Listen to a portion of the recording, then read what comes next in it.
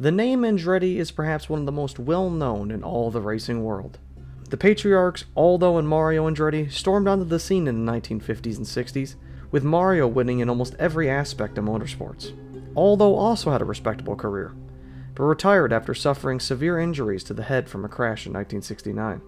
Whilst Mario kept racing, Aldo opened a retail business and spent his new downtime raising his eldest son, John. John Andrew Andretti took to racing in a way no member in his family ever had before. Whilst every other member of the Andretti family went into racing head-on, John, after running USAC midgets, went to school and graduated from Moravian College with a degree in business management.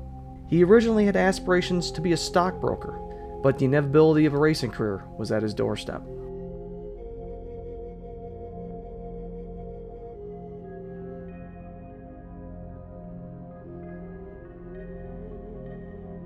John returned to big league racing in 1984 and eventually made it to open wheel by 1987. His first start came at Road America, where he finished 6th, one lap down to eventual race winner, Uncle Mario Andretti. He ran 4 races that year in kart, finishing no worse than 11th. And in 1988, he took on the biggest spectacle in auto racing for the first time in his career. John, however, was no exception to the Andretti curse there, coming in 21st in his first start. But his run in the race gave him the taste to go back once more. His run in 1989 was mired by another engine failure, driving for Vince Granatelli, and another spin in 1990 was finally followed by his first top 5 in the race in 1991, for VDS Racing. John backed up that run in 1992 with an 8th in 1993. He led his first laps in that event, finishing 10th, but that would be his only open-wheel start for 1993. During that time, John was in a transitional point in his career. Instead of sitting on the sidelines of one racing division, he raced in almost anything he could. During that year, John tried top fuel dragsters and made it all the way to the semifinals of his first race. He also decided to try stock car racing and made his first start for Tex Powell at North Wilkesboro. He came home 24th and landed a full-time ride in the Winston Cup for 1994. He would drive for the 1984 champion Billy Hagan in his classic number 14 car. After John finalized the contract and announced it, he got an idea. After Charlotte Motor Speedway installed lights for 1992, they decided to move their Memorial Day 600-mile classic back to a day-to-night event. The hope was to have people attempt the Memorial Day Double event in a never-before-seen 1,100-mile marathon of racing. Originally, Mario Andretti was supposed to do it in his last ever season in open wheel, but those plans were shot down. Instead, John would drive for AJ Foyt at Indy and then fly to Charlotte to race the day-to-night race. With a daunting task ahead, John stepped up to the plate.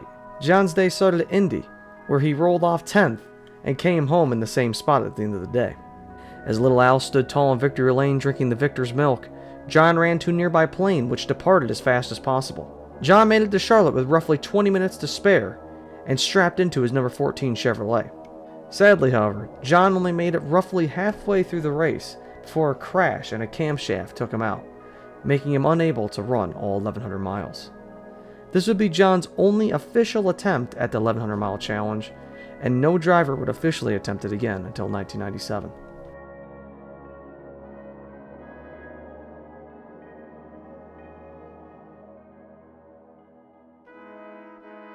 Robbie Gordon was a driver that, like John Andretti, would try almost anything in motorsports.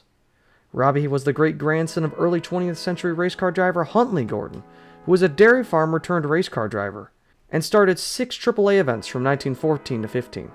He had a best 5th place finish at Corona Speedway on the West Coast, and on top of those racing accolades, Robbie was also the son to Baja racing legend Bob Gordon, who instilled the family's racing desires into him at an early age. Robbie started competing in off-roading like his father before going to sports cars in 1990.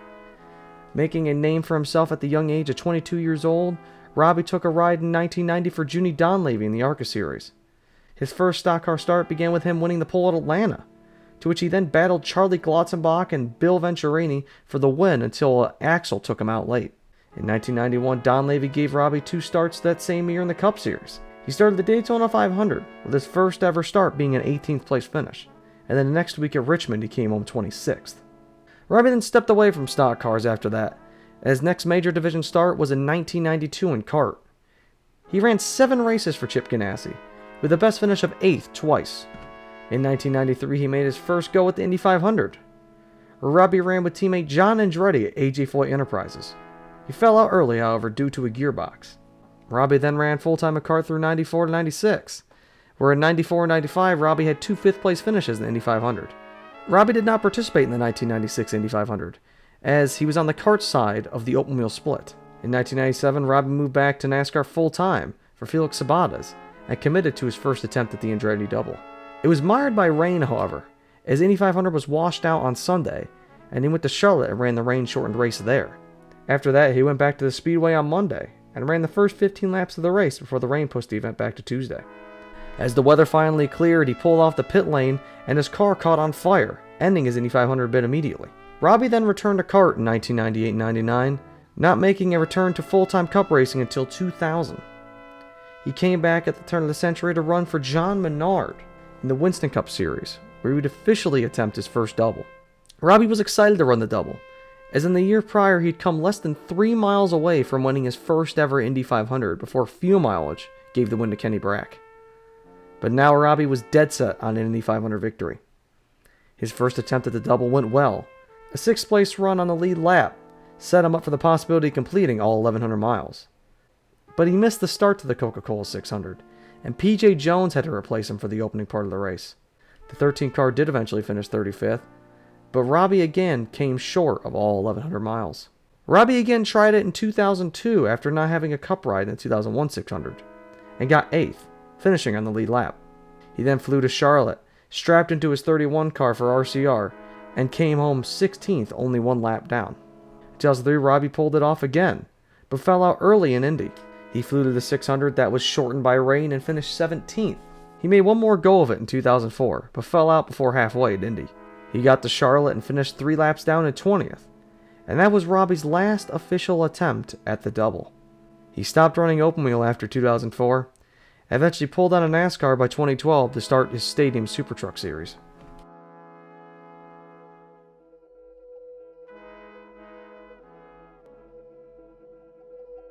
In 1979, a young Indiana Hoosier made his first go at competitive go-kart racing, becoming a champion in 1980. By the early 90s, the name Tony Stewart became well known throughout the open wheel racing community, and by 1995 he had won the USAC Triple Crown of Championships, and by 1996, Tony Stewart was in an Indy Racing League ride. This allowed him to have his first ever shot at the Indianapolis 500, grabbing the pole alongside with leading 44 laps until an engine let go early in the event. In 1997, Stewart again made a run at the greatest spectacle, starting front row and finishing 5th. He led 64 laps and propelled himself to the IRL Championship that season. In 1998, Stewart came back to Indy again, but blew an engine early.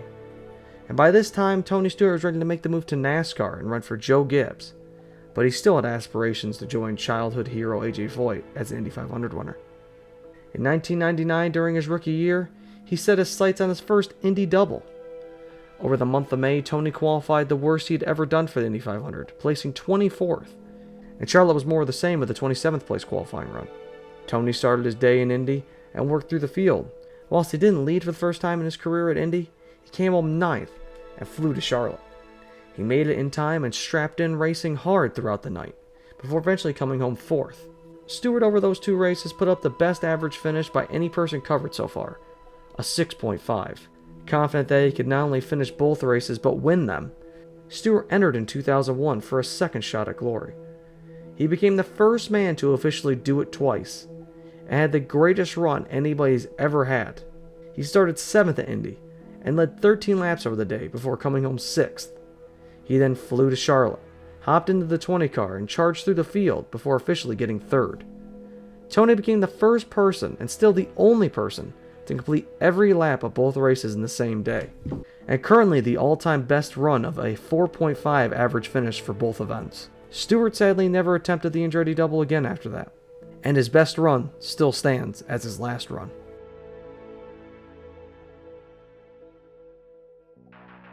Kurt Busch is different from any other driver to make a run at the double before him. All of them had at least some background in open wheel racing, whilst Busch had virtually none. Kurt for years raced in the Cup Series, becoming a champion in 2004, and made a name as one of the most naturally gifted drivers of his generation. And whilst Kurt was lighting up the Cup Series, he was provided an opportunity in 2003. Kurt's manufacturer Ford offered him to run a kart testing session with Bobby Rahal at Sebring.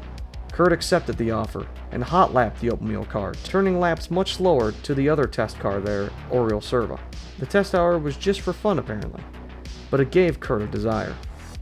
It was one he didn't forget for nearly a decade. In 2013, he tested the car for Andretti Autosport at Indianapolis Motor Speedway, and people were curious about why Busch was participating in said event, and then it was announced. Kurt Busch was going to attempt the double. He'd be driving a 5th car for Andretti in his first ever IndyCar start. He qualified an impressive 12th and ran mid-pack most of the race. However, he became more acquainted with this car and the field of vehicles as the race pushed on, moving up to the top 10 late in the race. Busch eventually finished 6th place in his first ever IndyCar start.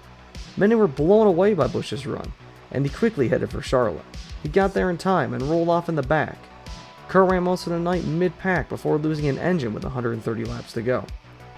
Busch's run fell short, but still, as one of the least experienced open-wheelers, his performance was impressive.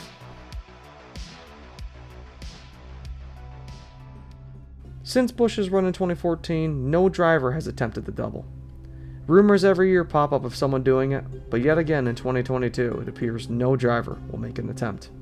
So far, these 4 men have been the only ones to attempt this elusive feat. The one trailblazed by John Andretti. John may not be the most well-known Andretti, but nonetheless, he has staked out his own piece of racing history, founding one of the most elusive challenges any driver can accomplish. John over his career ran a few more Indy 500s, before officially stepping away from racing in the 2010s. In 2017, he announced that he was diagnosed with stage 4 colon cancer, a disease that eventually claimed his life in 2020. Since then, the Andretti family has taken John's legacy far outside of racing, leading the Check It for Andretti Foundation and charity campaign, advocating for the awareness of colon cancer.